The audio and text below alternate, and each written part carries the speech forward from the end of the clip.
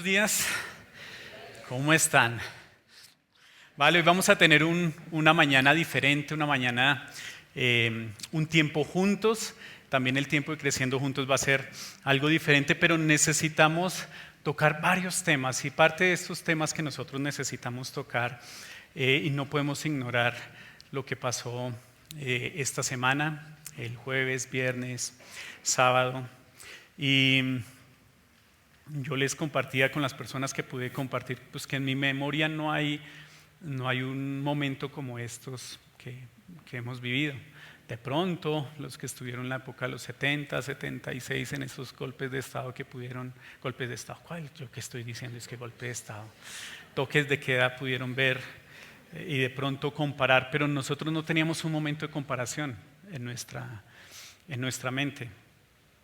Y nos pusimos a orar, nos pusimos a hacer lo que debemos hacer y mejor sabemos hacer y que es lo único muchas veces que podemos hacer.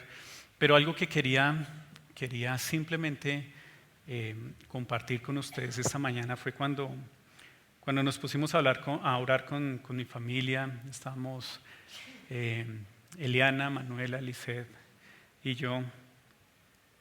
Y escuchaba las oraciones de ellas y después empecé a orar. El Espíritu de Dios empezó a hablarme y a confrontarme y a decir, bueno, Néstor, ¿cuándo fue la última vez que tú oraste por tus gobernantes y tus líderes? Y yo no hallé respuesta. No hallé respuesta. Sí, yo oro para que mi voto sea dirigido. Yo oro por las elecciones, pero ese no es el sentir. No, ese no es el sentir. En el texto que Dios nos dejó en Primera de Timoteo, nos habla de que esto es bueno y agradable a Dios. ¿Qué? Que presentemos plegarias, oraciones, súplicas y acciones de gracia por todos y en especial. O sea, yo me había identificado ahí en la última parte, ¿sí? No en acciones de gracias, sino en súplicas. Eso es lo que estamos haciendo, suplicando por lo que estaba pasando, por lo que veíamos. No, que de lo demás, que de las oraciones constantes, que del tiempo de plegarias, que del tiempo de acción de gracias. Y eso fue lo primero que me mostró el Espíritu de Dios, diciendo, venga Néstor, es que esto no es circunstancial. Esto debería ser constante en ti y les extiendo en nosotros, sobre todo porque nosotros sabemos quién tiene el corazón del rey en sus manos y los gobernantes, y quién los coloca y los quita. Y antes de alguna acción, nosotros deberíamos parar y recordar quién es la verdad y quién tiene la verdad. Les quiero compartir esto y hay otra, estuve recordando en una charla de la oración, y este pastor decía en esta charla de oración lo siguiente: por favor no actúen sin orar, por favor no lo hagan. La oración, los hechos, los actos sin oración es hipocresía. Y explicaba por qué. Y empecé a escucharlo y a tratar de meditar un poquito en esa expresión que usó, hipocresía. Y la idea es, nosotros sabemos cuál es el camino, en dónde debemos empezar, cuál es nuestro vértice, pues nosotros deberíamos estar tranquilos porque hemos empezado por ahí, por la oración. Y después, los actos, los hechos, los cacerolazos, las marchas, si Dios te indica hacerlo. Pero el orden me dio duro. Y sí tuve que confesar y decirle a Dios, Dios, tú no escuchas de mi boca ni plegarias, ni súplicas, ni oraciones. Bueno, ahorita estás escuchando una súplica, mucho menos acción de gracias por el presidente Duque que nos colocaste, por la nueva alcaldesa, la alcaldesa electa. Quiero compartirles esto simplemente por una cosa, porque sí es nuestro deber. Nosotros tenemos la verdad y nosotros sabemos a quién acudir. Y creo que nuestra responsabilidad empieza con la oración. Tengan eso en mente, sigan orando y recuerden lo que Dios nos da, esas 4 partes, 4 acciones diferentes: súplicas, oraciones, plegarias, acción de gracias. Cada una es diferente y todas indican un tiempo diferente para hacerlo. Entonces creo que nos ubica un poquito en medio de las cosas y nuestra responsabilidad como hijos de Dios. ¿Por dónde empieza la responsabilidad? Y una vez tú empieces por tu responsabilidad, Dios te va a decir el siguiente paso. Pero por favor, empieza ahí. Y yo quería simplemente compartirlos porque sí me sentí bastante confrontado en esto. Necesitamos continuar con nuestra charla. Dentro de 8 días tenemos nuestro domingo de adoración. Vamos a estar celebrando los bautizos y necesitamos empezar a cerrar un poquito esta parte de la gracia. Recuerden que estamos ya en nuestra 5ª charla de la gracia y estamos basándonos en ese versículo de 1 Pedro 1:13. Por eso dispónganse para actuar con inteligencia, tengan dominio propio, pongan su esperanza completamente en la gracia. Eso es lo que estamos mirando, como si en 5 domingos pudiéramos. No. Y menos, no sé si les ha pasado a ustedes cuando ustedes tratan de entender o más bien vivir un poquito lo que hablamos y compartimos los domingos, como que más difícil se pone la situación. ¿No les pasa? Que uno dice, listo, necesito entender esto y como que las cosas salen al revés, ¿sí? Como que uno dice, ay, esto de la gracia está un poco difícil. Escuché en uno de los grupos y en una de las peticiones cuando estaba pasando esto el viernes en la noche, una persona escribió, estoy recordando cómo los apóstoles, o estoy sintiendo algo parecido a cuando los discípulos vieron que se entraba el agua a la barca. Tengo miedo, pero se fue también qué fue lo que hizo Jesús. Miedo, temor, barca, gracia, cuenta de fe. ¿Se acuerdan lo que hablamos hace 8 días? Es totalmente práctico esto de la gracia, pero no es algo que uno pueda estudiar. Necesita tener los conceptos, pero necesita experimentarlo. Alguien escribió una vez diciendo, mire, la gracia no se pide ni se exige, se experimenta. Pero la gracia que la experimentas claro, está a la puerta. Solo observa y decide observarla. Vaya que es bien difícil decidir observarla. De eso es lo que hemos estado hablando estos 5 domingos. Como esa palabra que nos hace ordenar nuestra biblioteca, muchas veces la colocamos en la parte de atrás. Y esta es la idea, empezar a pensar un poquito, esta palabra gracia, ¿cuál debería ser mi reacción? Y ya vamos cerrando, inclusive hace un tiempito, pues yo hablo con mi esposa de qué viene el siguiente domingo, quién viene el siguiente domingo. Este tema debía venir hace 3 domingos atrás. Y me dijo, no, tiene que ir casi al final, porque es pensar en lo que yo hago con la gracia. ¿Cuál es mi reacción frente a la gracia? Y quiero que pensemos esto. Frente a esta palabra, ¿cómo es que nosotros reaccionamos? ¿Cómo deberíamos afrontar como el día a día con esa palabra que está presente?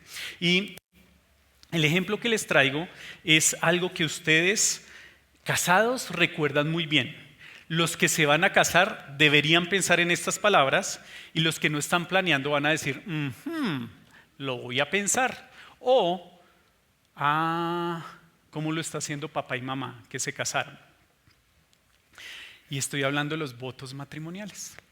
Casados, recuerden, Cuando usted está bien bonito, bien afeitadito, usted, novia preciosa, y frente uno al otro, le dijo el pastor o la persona que los casó, tómense de las manos, mírense a los ojos y repitan lo siguiente. Los que están planeando, escuchen lo que les van a decir. Al tomar esta mujer a quien tienes de las manos para ser tu esposa, debes repetir de esta manera: yo te tomo para ser mi esposa. Y repite: yo te tomo para ser mi esposa, para de hoy en adelante, en bien o en mal, en riqueza o en pobreza, en salud o en enfermedad, para amarte y servirte hasta que la muerte nos separe. ¿Recuerdan, hombres, cuando ustedes dijeron eso? Las mujeres están diciendo, ojalá lo recordara. Pero aquí va la parte de la mujer, para que usted también lo recuerde. A la mujer le dice: al tomar a este hombre a quien tienes de las manos para ser tu esposo, debes repetir de esta manera: yo te tomo para ser mi esposo, para tener de hoy en adelante, en bien o en mal, en riqueza o en pobreza, en salud o en enfermedad, para amarte y hasta que la muerte nos separe, para amarte y seguirte hasta que la muerte nos separe. Esos son los votos universales que generalmente uno repitió y uno cuando hace una boda, y tienen mucho sentido. Y quiero que miren estas dos columnas. Y es como en los votos uno las repite. Columna de la derecha, mi derecha. Bien, riqueza, salud, amarte y amarte. De la izquierda, mal, pobreza, enfermedad, servirte, seguirte. Y la frase al final dice: hasta que la muerte nos separe. Pregunta boba, pero igual la tengo que hacer. Cuando te casaste, ¿qué expectativa tenías del matrimonio? ¿Columna izquierda o columna derecha? Piénsalo.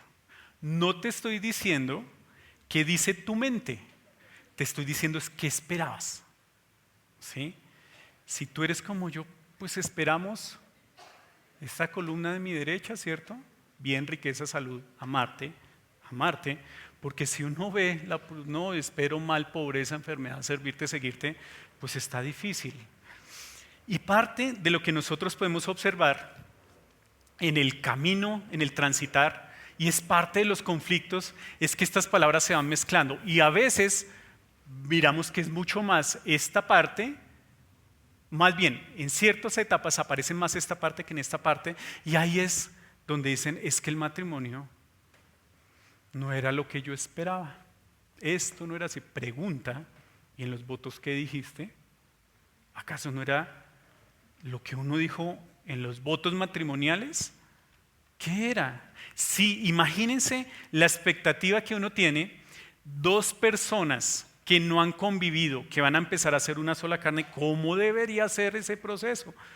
Como usted y yo lo hemos vivido, no ideal, sino real. De tal manera que la expectativa es esto más esto. La expectativa, la reacción. ¿Recuerdan el versículo que vimos hace 8 días de la gracia? Busquen conmigo o léanlo aquí al frente. Juan 1:16. Juan 1:16. ¿Qué dice? De su plenitud todos hemos recibido gracia sobre gracia. De su plenitud todos hemos recibido gracia sobre gracia. ¿Se acuerdan? Eso hablamos hace 8 días. La cuenta de gracia, de fe en nosotros, para que con razón Jesús dijera: ¿por qué tienen tanto miedo? ¿Sí? Hombres de poca fe. Claro, pues la cuenta debería ser grande. O sea, la columna de todas las historias que nosotros tenemos de Dios deberían pesar mucho más que estos temores que nosotros tenemos por el presente y por el futuro. Eso es lo que nos indica la teoría, ¿cierto? Por eso las palabras de Jesús. ¿Y por qué? Sí, ¿por qué esta reacción? Pues nosotros lo entendemos con el matrimonio, ¿sí? En el día a día, en el vivir, nosotros vamos dejando atrás el concepto y lo que Dios quiere formar. Y empezamos a decir, a tener como esas conclusiones propias de lo que es el matrimonio, como empezamos a tener las reacciones propias de lo que debe ser la gracia. Gracia para algunos momentos, pero ¿se acuerdan? La primera reacción, y es lo que vimos hace 3 domingos y hemos estado hablando, la reacción que yo iba a tener frente a esta palabra muchas veces es dejarla, ¿se acuerdan? En la parte de atrás, porque aunque me atrae y sé que mi historia empezó en gracia de Dios, hay otras cosas que se están presentando en mi vida, laboral, de servicio, de esposa, de madre, sentimental. Y todos estos títulos que yo sé que debo vivir, mis responsabilidades o mi etapa, las dejo adelante de la gracia. Y una de mis reacciones que yo tengo con la gracia es lo mismo que hacemos en el matrimonio, ¿sí? Los votos muchas veces sirven para enmarcar, pero el día a día es diferente. En el día a día uno trabaja y tiene problemas y habla con el jefe o va buscando trabajo y no tiene el tiempo de pensar en los votos, como muchas veces no tenemos el tiempo de pensar en la gracia. Y esa es una de las primeras reacciones que nosotros tenemos. Pregunta, ¿te pasa a ti? ¿Recuerdan? Eso estuvimos hablando cuando el uno, inclusive creo que el título de la charla era recuerda el orden, 1 y después 2. Pues de alguna manera 2 se vuelve 1 y el 1 se vuelve 2, de tal manera que estas mis responsabilidades es lo que yo necesito hacer. Y la gracia queda en la parte de atrás, pues eso lo vimos, ¿sí? Hoy vamos a ver generalmente nuestras reacciones de la gracia. Y para eso quiero citar las palabras del doctor Martyn Lloyd-Jones. ¿Quién era el doctor Martyn Lloyd-Jones? Ya falleció en el año 81, escritor de muchos libros cristianos, era predicador, escritor y teólogo muy conocido en Inglaterra. Él hizo comentarios de muchos libros de la Biblia y también del libro de Romanos, y escribió esto, hablando de la reacción de las personas frente a la gracia. Ya vimos una reacción, ya la habíamos visto antes. Miren de pronto si usted tiene este tipo de reacción. Voy a citar textualmente. Si la predicación es, si quieres ser un creyente y si quieres ir al cielo, debes dejar de cometer pecados, debes hacer buenas obras, y si lo haces de manera regular y constante, y si no fracasas y si siempre perseveras, serás un creyente. Estarás reconciliado por Dios e irás al cielo. Entonces la única reacción mía posible ante esta predicación, entre comillas, es: si continúas pecando, con toda seguridad serás condenado. Y solo puedes salvarte si dejas de pecar. Pues uno entiende y no hay otra reacción posible a no pecar para ir al cielo. Él continúa diciendo esto, pero la verdad es que existe una reacción muy, muy probable ante la predicación de la gracia, que algunas personas malinterpreten el sentido de la gracia y digan que al haber sido salvadas por gracia, ya no importa lo que hagan, pueden seguir pecando todo lo que quieran, porque de esta manera redundará en mayor gloria para la gracia. Escuchen, algunas personas dirán, ya no importa lo que haga, que pueden seguir pecando todo lo que quiera, porque de esta manera redundará en mayor gloria para la gracia. ¿De dónde sacó esto el doctor Martín? De Romanos capítulo 6, versículo 1. Búsquenlo en sus Biblias y lo vamos a estar proyectando. Romanos 6, 1.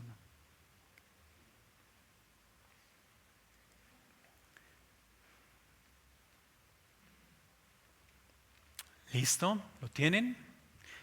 Romanos 6:1. ¿Qué concluiremos? ¿Vamos a persistir en el pecado para que la gracia abunde? De ahí sacó él. Pero la pregunta es, Néstor, ¿de verdad hay personas que creen eso de la gracia? O sea,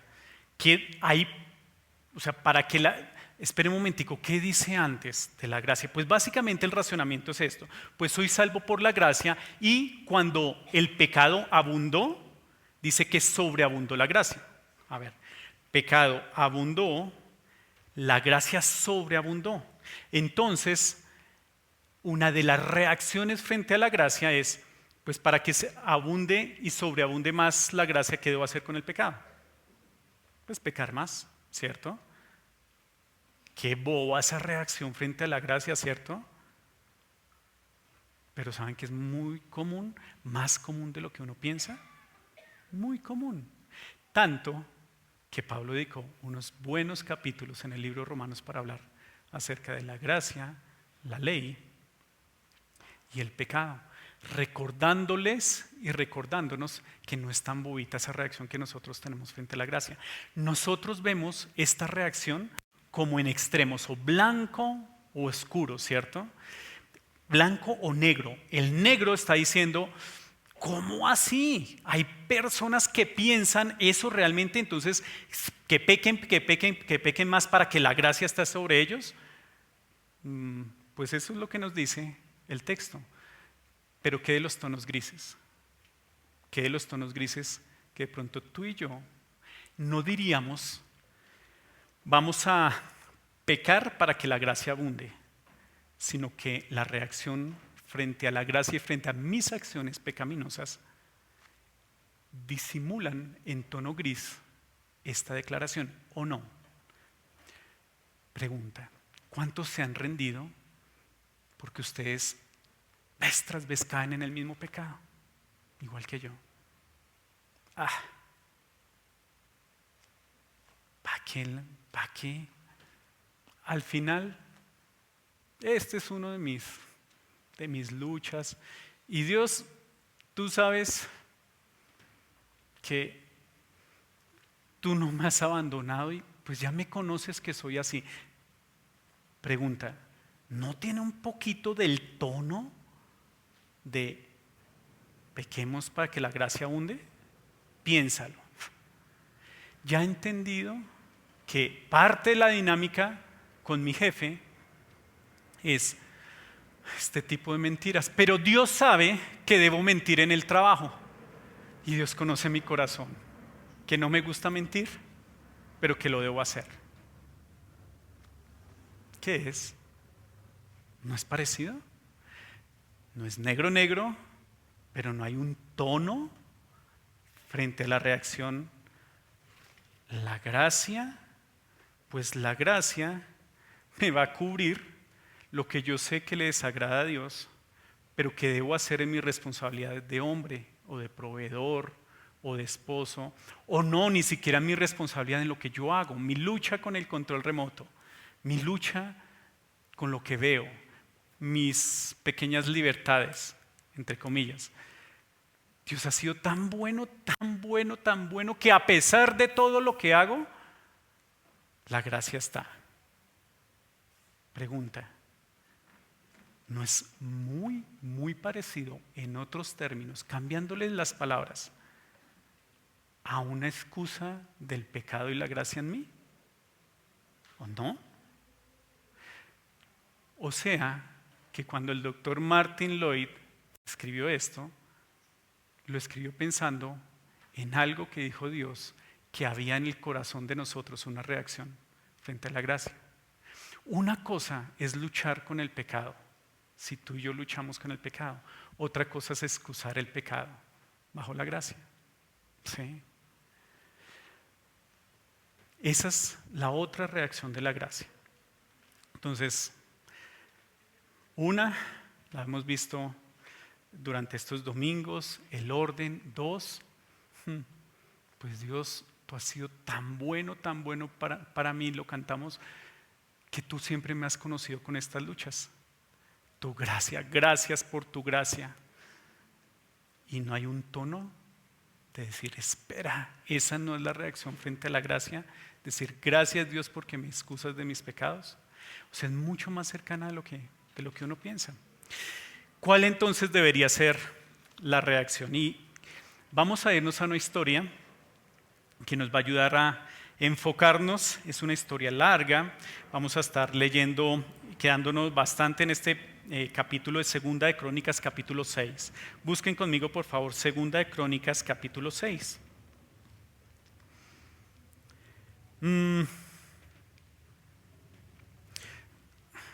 Entonces, si no es el pecado, entiendo que no son las responsabilidades.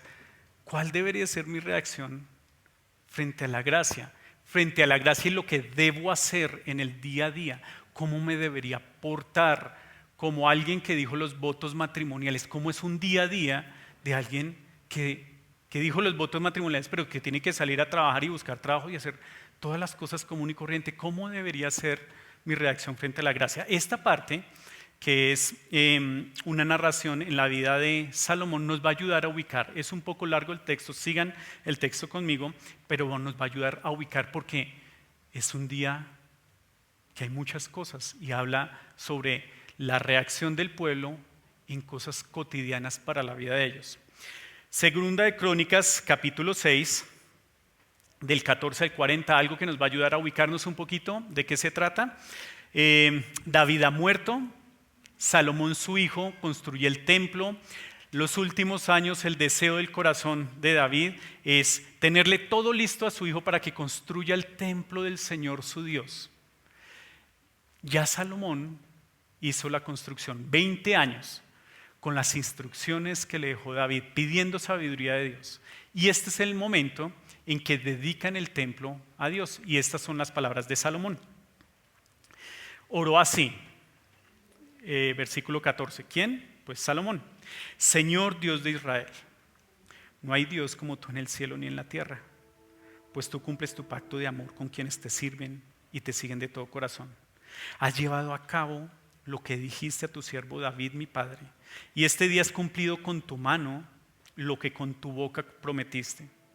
Y ahora, Señor, Dios de Israel, cumple también la promesa que le hiciste a tu siervo, mi padre David, cuando le dijiste: si tus hijos observan una buena conducta viviendo de acuerdo con mi ley, como tú lo has hecho, nunca te faltará un descendiente que ocupe el trono de Israel en mi presencia. Señor Dios de Israel, confirma ahora esta promesa que le hiciste a tu siervo David. Versículo 18. Pero ¿será posible que tú, Dios mío, habites en la tierra con la humanidad? Si los cielos, por alto que sean, no pueden contenerte, mucho menos este templo que he construido. Sin embargo, Señor mi Dios, atiende a la oración y a la súplica de este siervo tuyo. Oye el clamor y la oración que elevo en tu presencia. Que tus ojos estén abiertos día y noche sobre este templo, el lugar donde decidiste habitar, para que oigas la oración de tu siervo que te eleva aquí. Oye las súplicas de tu siervo y de tu pueblo Israel cuando oren en este lugar. Oye desde el cielo donde habitas, escucha y perdona. Si alguien peca contra su prójimo y se le exige venir a este templo para jurar delante de tu altar, óyelo tú desde el cielo y juzga a tus siervos. Condena al culpable y haz que reciba su merecido. Absuelve al inocente y vindícalo por su rectitud. Si tu pueblo Israel es derrotado por el enemigo por haber pecado contra ti y luego se vuelve a ti para honrar tu nombre y ora y te suplica en este templo, óyelo tú desde el cielo y perdona su pecado y hazlo regresar a la tierra que les diste a ellos y a sus antepasados. Versículo 26. Cuando tu pueblo peque contra ti y tú lo aflijas cerrando el cielo para que no llueva, si luego ellos oran en este lugar y honran tu nombre y se arrepienten de su pecado, óyelos tú desde el cielo y perdona el pecado de tus siervos, de tu pueblo Israel. Guíalos para que sigan el buen camino y envía la lluvia sobre esta tierra para que es tuya, pues tú se la diste a tu pueblo por herencia.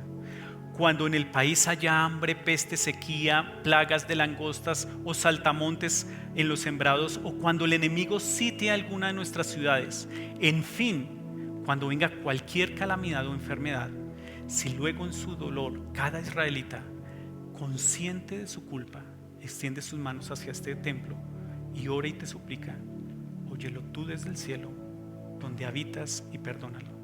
Págale a cada uno según su conducta. la cual tú conoces, puesto que solo tú escudriñas el corazón humano. Así tendrán temor de ti y andarán en tus caminos mientras vivan en la tierra que le diste a tus antepasados. Vamos a dejar hasta ahí. ¿Qué tiene que ver esto con gracia? Un templo, la dedicación de su padre, el mejor rey que ha tenido Israel, alguien conforme al corazón de Dios. Y dice: yo le he dejado todo esto para que usted construya el templo de nuestro Dios. Y él desde joven pide sabiduría para guiar a este pueblo. Y también parte de su trabajo, 20 años construyendo este templo. Y en las primeras palabras que va a decir frente a su pueblo, dice: ¿y quién es?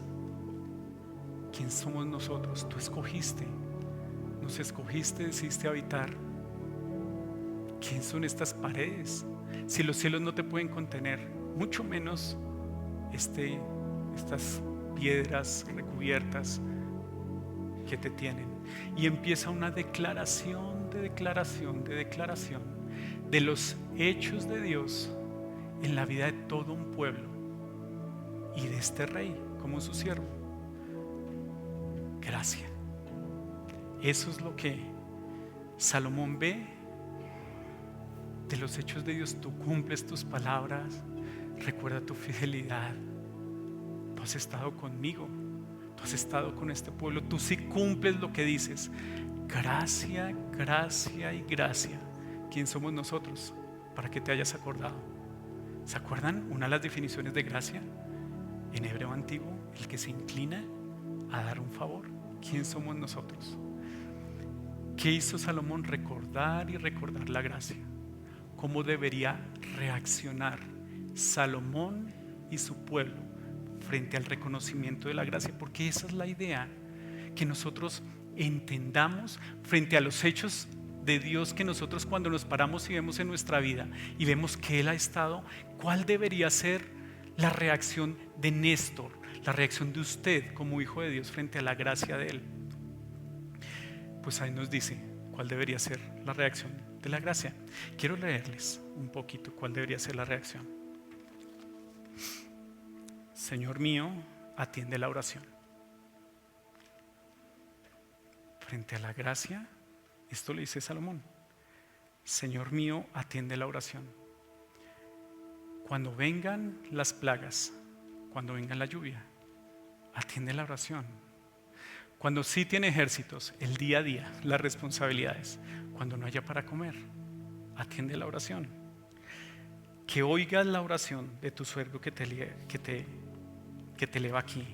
Y mire, escuchen la reacción.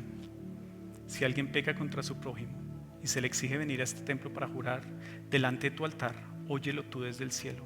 ¿Sabes? Yo te ruego que mi pueblo y yo mismo tenga cuentas cortas contigo. Que en la oración hablemos de lo que a ti te duele, mi pecado. Eso debería ser la gracia. Que cuando tú ves las obras de Dios, parte de tu reacción es decir: Dios, necesitamos hablar de esto que me pasó hoy. Porque no tengo que ser teólogo para saber que esto no te agrada. Mire, escuchen otras reacciones. Si tu pueblo Israel es derrotado por el enemigo por haber pecado contra ti, y luego se vuelve para ti, para honrar tu nombre y honra, y te suplica en este templo, óyele, confesión y arrepentimiento. Otra reacción de la gracia: guíalos para que sigan el buen camino y envía la lluvia sobre esta tierra. Otra reacción de la gracia: pregunta, ¿la lluvia, cambio climático? Dios, ¿puedes traer prosperidad para que podamos comer? ¿Puedes abrir las puertas del empleo que necesito? ¿Acaso eso no es reconocimiento de quién está en control? Durante todo ese capítulo, Salomón dice: porque esto ha dicho y esto ha hecho Dios en nosotros, yo quiero acercarme a ti y decirle que en mi día a día yo quiero tener cuentas cortas contigo. Yo quiero que hablemos de mis preocupaciones. Me preocupa la lluvia tardía y la temprana. ¿Hablamos de eso? porque si no voy a estar preocupado todo el día, la lluvia temprana, la tardía. Necesito hablar contigo de eso. Necesito hablar de cosas que la han embarrado. ¿Hablamos de eso? Esa debería ser la reacción frente a la gracia, el acercarse. Ahora, coloquemos práctico. 3 reacciones. Una que hemos visto, otra del pecado que vimos que, pero si hay tonos grises. Y esta. ¿Cuál es tu reacción? Yo te voy a decir cuál es parte de mi reacción. Y me dicen si ustedes de pronto la comparten. Estando hablando la gracia, pensando la gracia, hay muchas cosas que se me vienen en la cabeza. Preocupaciones. Y yo tengo que decir, quieto, Néstor, mire el tema, la gracia. Tranquilo. Listo. Empecemos otra vez. Pero no es fácil. Y yo quería estudiar, y esta es la conclusión, un mensaje de Pablo a Timoteo. Le dice: tú, Timoteo, esfuérzate por la gracia que te ha sido dada en Cristo Jesús. ¿Esforzarse en la gracia? ¿Esforzarme? ¿Acaso la gracia no viene? ¿Yo por qué tengo que esforzarme en algo que viene? Creo que ya lo entendí. Creo que esta semana y este tiempo lo he estado entendiendo. Yo no le he contado esto a mi esposa. Bueno, ella menos mal está afuera organizando, pero pues ella sabe que muchas historias de nosotros salen acá. Un día esta semana, yo no sé si ustedes sueñan y recuerdan los sueños, pero yo sueño todo el tiempo y lo recuerdo. Yo le digo a ella, le cuento los sueños y me dice: ¿tú soñaste toda esa vaina? Y sí, yo sé que soñé algo, pero no recuerdo. Pero este sueño no se lo conté, y ustedes me van a entender por qué. Soñé que me era infiel, pero era muy real el sueño. Y ya descubrí en el sueño con quién fue. Con alguien que salió en la televisión en el capítulo. Ahora nosotros ya dejamos de ver las muñecas de la Mafia 2. ¿Entendimos? ¿Se acuerdan? Y entonces estamos viendo enfermeras. Entonces salió ahí. Está bien, está bien. Omitar, ese no tiene lenguaje inapropiado. Está bien. Salió ahí. Pero resulta que en el sueño íbamos todos. Y yo creo que era nuestro aniversario, que pasó hace poquito. Y estaba con sus compañeros de trabajo. Y yo con mi familia estábamos buscando en un centro comercial como algo para comer. Y yo veía que no me llamaba. Y no me llamaba. Y empecé a buscar. Pues ¿dónde se metió? Y sacó una mano así. ¡Ay, ya estamos que pedimos! Menos mal que apareciste. Vale, listo. Me senté. Y vi como un compañero se recostaba en la cabeza. Y le decía: ¿y tú qué vas a pedir? Lo reconocí, era el actor que salió en esto. Un poquito más pinta que yo. Y yo me quedé: ¿qué está pasando aquí?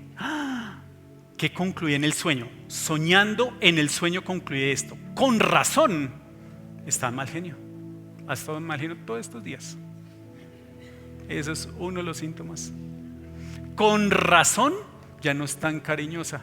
Ya descubrí cómo era. Y me desperté y lo primero que hice fue mirarla así.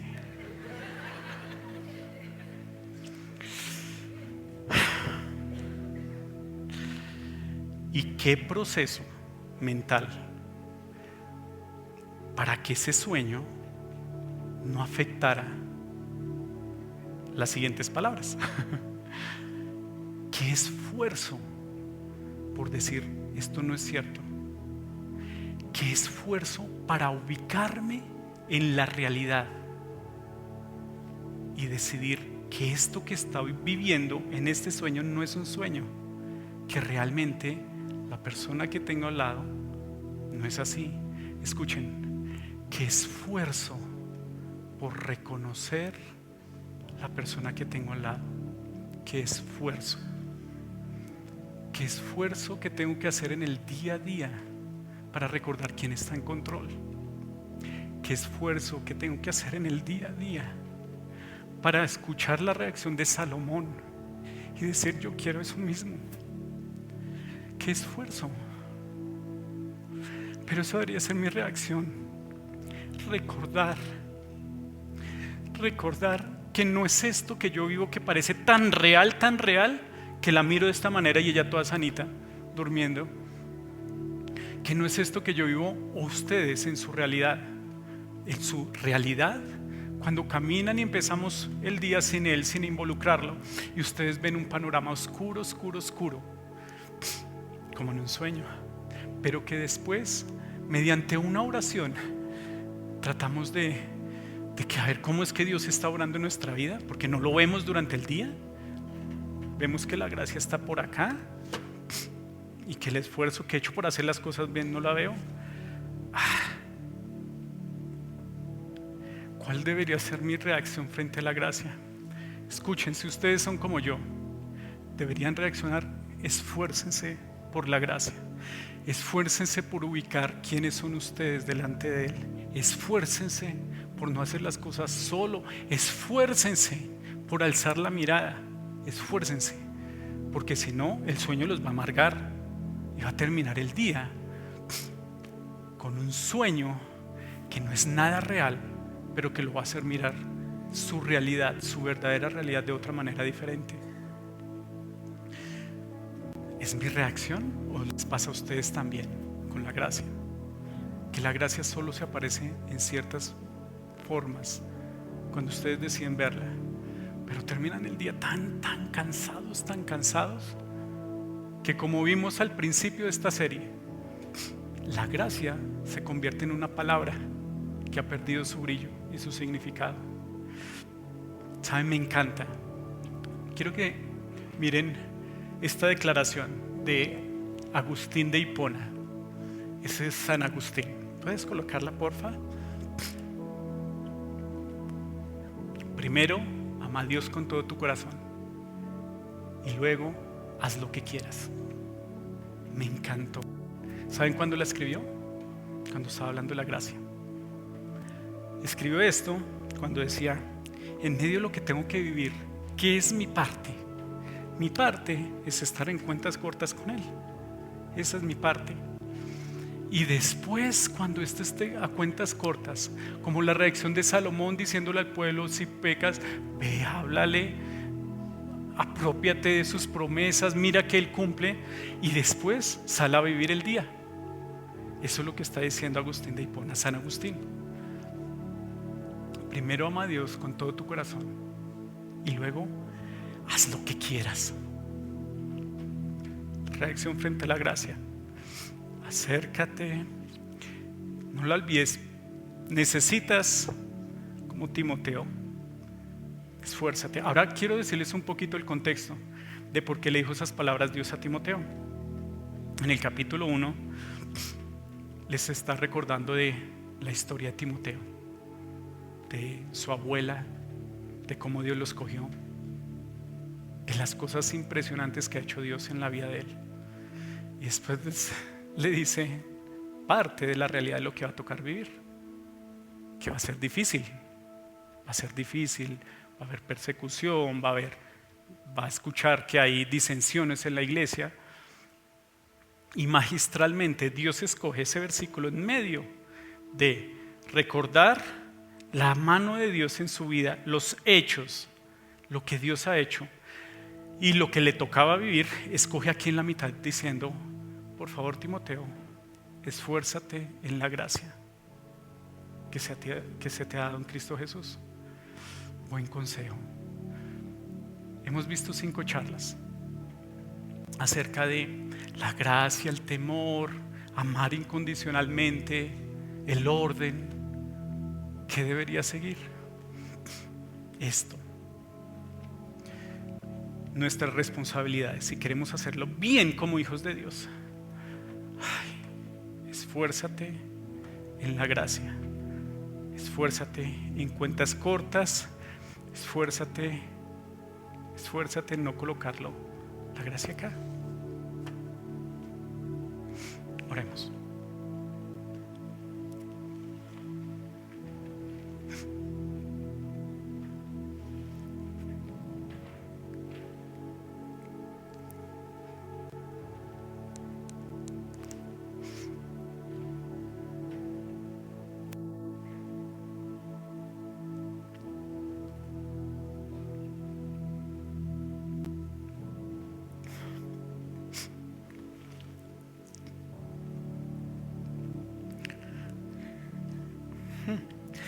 Padre, qué diferencia hablar de gracia, vivirla.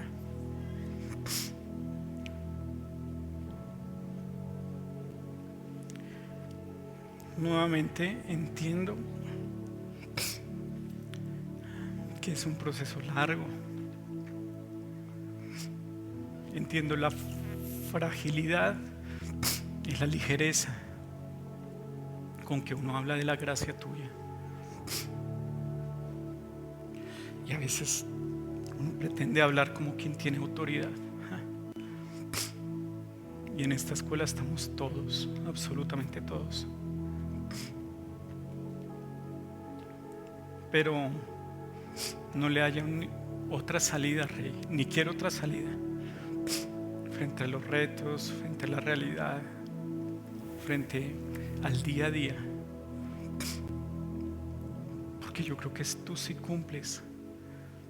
Y lo he visto en la vida, mirando hacia atrás, y en la vida de mis hermanos. Pero también he visto nuestras reacciones. ¿Por qué? Porque es mi misma reacción, Señor, de invertir el orden, de justificar acciones.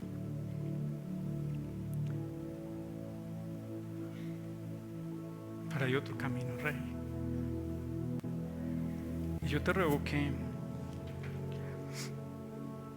tú que conoces nuestros corazones, nos digas, Señor, el siguiente paso para apropiar la gracia en nuestra historia. Porque si no, uno no va a vivir la vida abundante, Rey. Si no, uno no va a vivir el día a día mirando tus actos de gracia, tu presencia. Si no, no va a vivir el día a día pensando en el día de mañana. ¿Cómo es que tú vas a hacer para sacar tal situación adelante? Y creo que desperdiciamos mucho tiempo en nuestra historia. Yo te ruego, Señor, que nos ayudes a entender y abrazar más esta historia de gracia. Tú sabes, mi Rey, lo ridículo que fue ese sueño. Como sabes lo ridículo que son muchas actitudes que tomamos al vivir no en sueños, sino en la realidad, ignorando la gracia tuya, ignorando lo que debemos hacer. Te pido por mi iglesia, te pido por nosotros en este viaje. Te ruego que nos ayudes a acumular historias de gracia para que el fruto natural siempre sea estar a cuentas cortas contigo. Impecable, inmaculado, no. A cuentas cortas, mi Rey. Yo te quiero pedir a ti, si tú estás esta mañana, y les pido simplemente que sigan con los ojos cerrados, cabeza inclinada. Si tú esta mañana no has aceptado a Cristo como Salvador personal, si tú esta mañana tú dices gracia, pues sí, yo uso mucho esa palabra, pero gracia de Dios hacia mí no la veo muy bien. Es más, ustedes hablan del Padre, pero yo no sé, ni siquiera, más bien sé que no puedo llamar con libertad Padre a Dios. Pero yo sí quisiera que alguien me dijera dónde empiezo mi historia de gracia. Y empieza en la cruz. Ahí empezó toda la historia. el máximo precio, cuánto vales para Dios, hay una historia que necesitas escuchar. Es la historia de la cruz.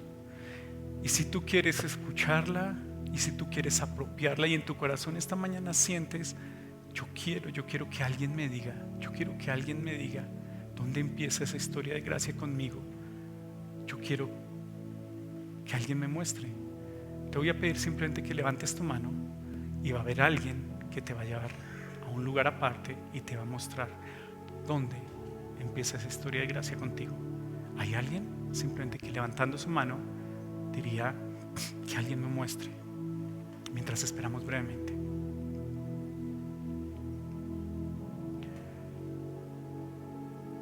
Ahora tú que ya tienes una historia de gracia, una pregunta boba.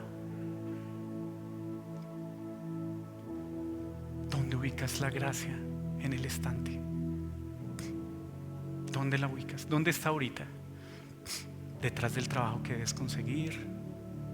¿Detrás de la soledad para buscar personas? ¿O del matrimonio que no entiendes? ¿O del trabajo que toca hacer? ¿Dónde está?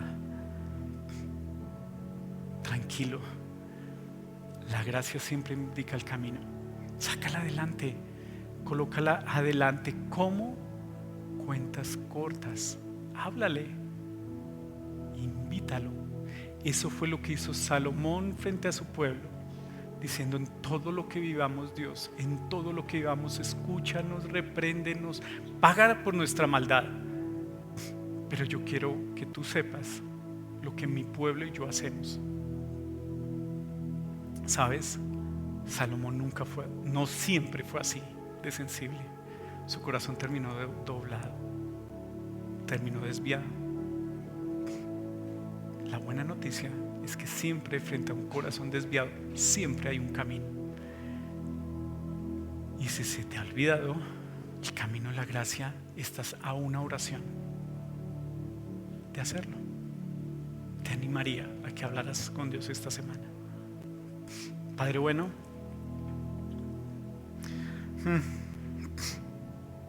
enséñanos, es lo que quiero. Enséñanos a disfrutar la vida abundante y la gracia. Esfuércense en la gracia. Ayúdanos, Señor. Te lo pido en tu nombre.